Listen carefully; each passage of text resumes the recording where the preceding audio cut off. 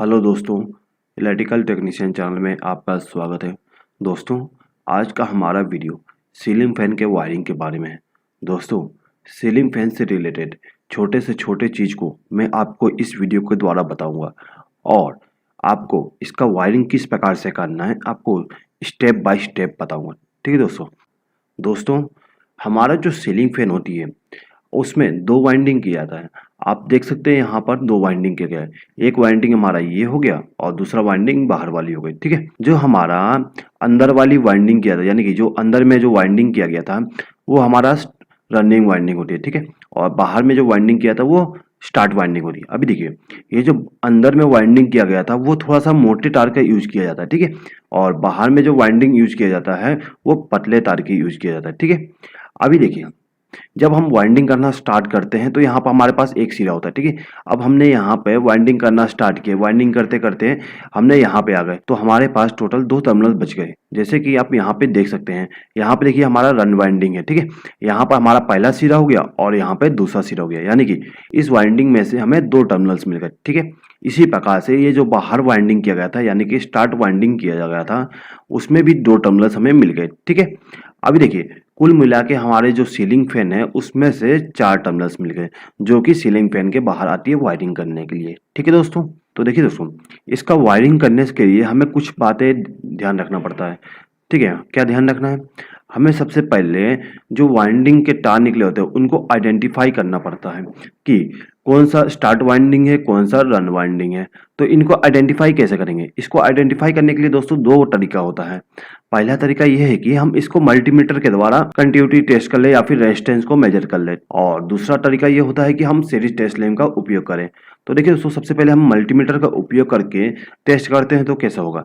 दोस्तों, यदि आप मल्टीमीटर के एक प्रोब को यहाँ पे लगाते हैं और दूसरे प्रोब को यहाँ पे लगाते हैं तो यदि आपको मल्टीमीटर में कंटिन्यूटी आती है तो आपका जो एक वाइंडिंग है वो ये दोनों हो जाएंगे। लेकिन यदि कंटिन्यूटी नहीं आता तो आपको क्या करना है, एक प्रोब को निकाल के यहाँ पे लगा देना है।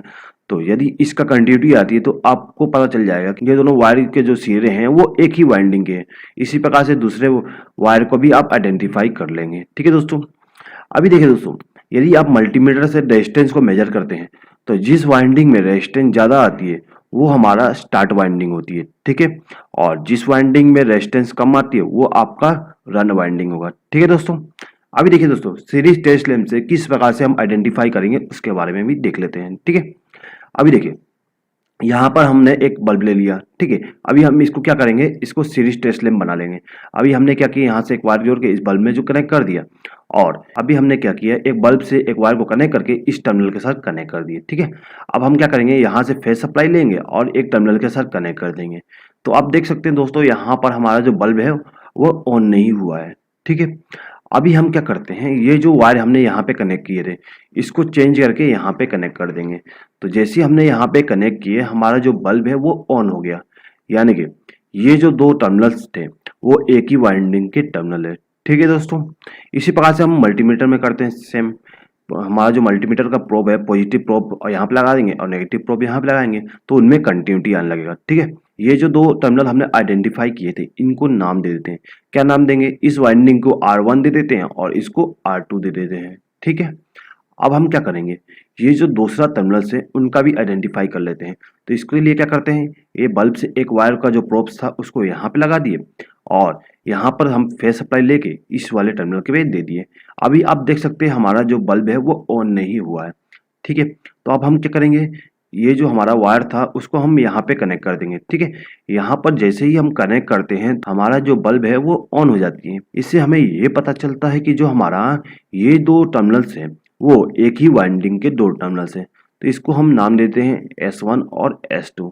ठीक है, अभी हमने यहाँ पे वाइंडिंग के टर्मिनल पता कर दिए। अभी हम क्या करते हैं, हमारे जो दोनों वाइंडिंग के एक एक सिरे थे उनको आपस में जोड़ देते हैं, यानी कि शॉर्ट कर देते हैं। ठीक है, हमने यहाँ पे क्या किया, इनको आपस में जोड़ दिया है। ठीक है, अब हम क्या करेंगे, देखिए यहाँ पर क्या करते हैं, दूसरे जो दो टर्मिनल्स थे उनमें हम कैपेसिटर को कनेक्ट कर देते हैं। अब क्या करेंगे, हमें यहाँ पर फेज सप्लाई और न्यूट्रल सप्लाई देना है। तो फेज सप्लाई कहाँ दे और न्यूट्रल सप्लाई कहाँ दे, इस बात को आपको ध्यान रखना है। ठीक है, अभी आपको क्या करना है कि जो न्यूट्रल सप्लाई है उसको आपको यहाँ पे जो वायर को हमने शॉर्ट किए थे उनमें कनेक्ट करना है। न्यूट्रल सप्लाई को हमें उस वायर में हमेशा कनेक्ट करना है जिस वायर को हमने आपस में शॉर्ट किए थे, ठीक है। अभी देखिए दोस्तों, ये जो हमारा फेज सप्लाई है उसको हम क्या करते हैं, ये जो दो वायर है इनमें किसी भी वायर में कनेक्ट कर देते हैं। तो हम क्या करते हैं, यहाँ पे R2 वाले वायर में कनेक्ट कर देते हैं। दोस्तों मान लो कि हमारा जो सीलिंग फैन है उसका डायरेक्शन जो है वो उल्टा हो गया, तो इसका डायरेक्शन किस प्रकार से चेंज करेंगे। तो देखिए दोस्तों, इसका डायरेक्शन चेंज करने के लिए हमें क्या करना होता है।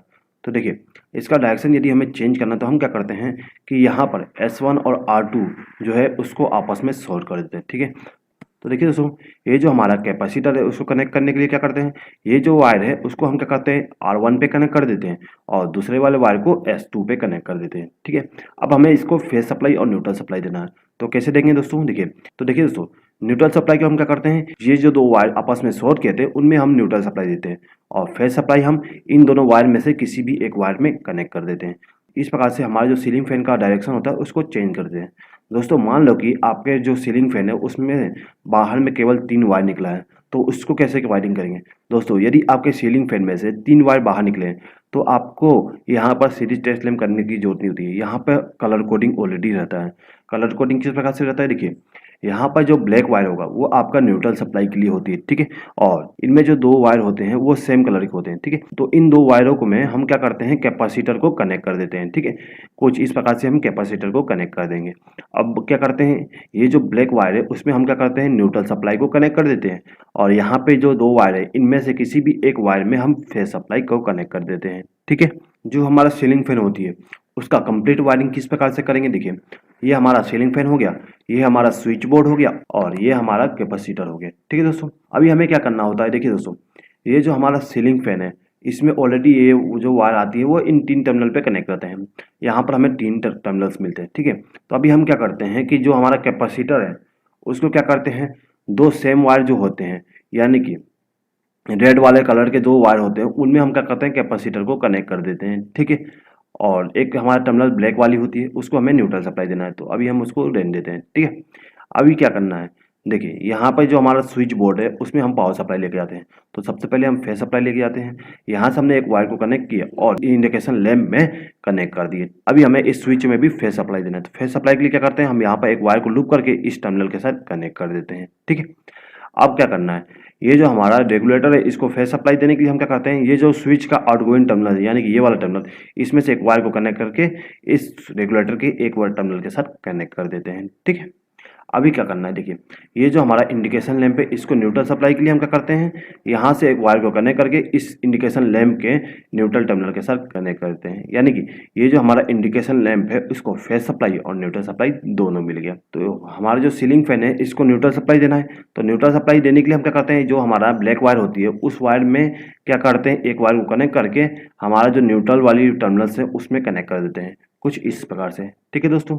अब हमें ये जो सीलिंग फैन है उसको फेज सप्लाई देना है, तो फेज सप्लाई कहाँ से देंगे, ये जो हमारा फैन का रेगुलेटर होता है उसका जो एक टर्मिनल्स है उसमें से एक वायर को कनेक्ट करके इस टर्मिनल के साथ कनेक्ट कर देंगे, ठीक है। हम यहाँ पे जो ये जो टर्मिनल वायर है इसको हम यहाँ पे भी कनेक्ट कर सकते हैं और यहाँ पे भी कनेक्ट कर सकते हैं, ठीक है।